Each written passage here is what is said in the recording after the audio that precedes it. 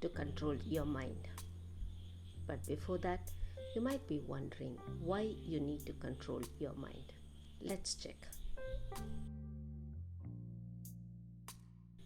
It is the mind that makes you lazy, angry, fill you with hatred, to commit suicide, to run away from problems, to lie, steal, loot, cheat, terrorize, to procrastinate, show the unfairness of life, fill you with hurt, sadness, depression, fear, and many, many more.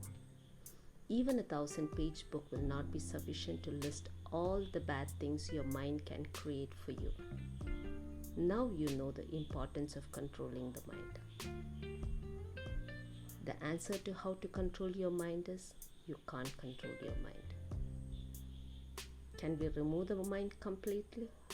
No, you cannot remove your mind because you are the mind. Who is your mind? Your conscious mind in reality is your servant and you its boss. But when you do something wrong, your mind becomes your boss and you its servant. Then how do we control the mind? Imagine you have a servant who stays with you forever. He's a very good cleaner but a very bad cook. What job will you give that person? Exactly, cleaning. Likewise, we are going to allocate a new job to our servant, the mind. So the question arises, what job can a mind do? You'll be surprised, it can do any job. If you want to touch the stars, your mind can help you. If you want to live in the depth of the ocean, your mind can make it happen. If you want to be the king of this universe, your mind can make it happen. How? I'll give a simple example. Imagine you're a businessman and you set a goal to sell 1,000 pieces of your product in a week. Now imagine you're sitting in the park watching the children play. Immediately your mind will shout at you, what are you doing here? Do you know what day is today? Do you know how many more pieces to sell to reach your target? Get up, get going, shoo, shoo, shoo. It literally shoves you off the seat. Imagine you're a student who is planning to study in college with a scholarship. And for that, you need to be in a soccer team, play in a match and score a goal.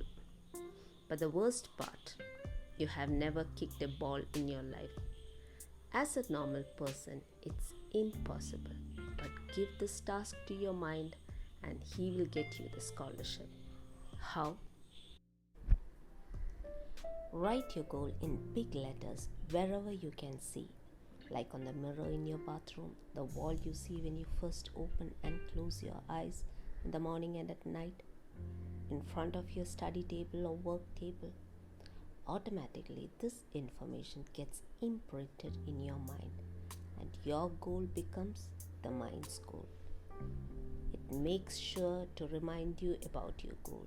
It reminds you while talking to friends, while watching TV. Your mind literally shouts at you when you're sitting idle. It never lets you rest until you fulfill your goal. For children, your mind becomes a personal parent, always nagging, always reminding, always making sure that you do your job. For an adult, a personal partner, nagging at you every waking moment. Believe it or not, you will not be angry with your mind because you too want to achieve this goal badly. Now, your mind has become your helper instead of destroyer.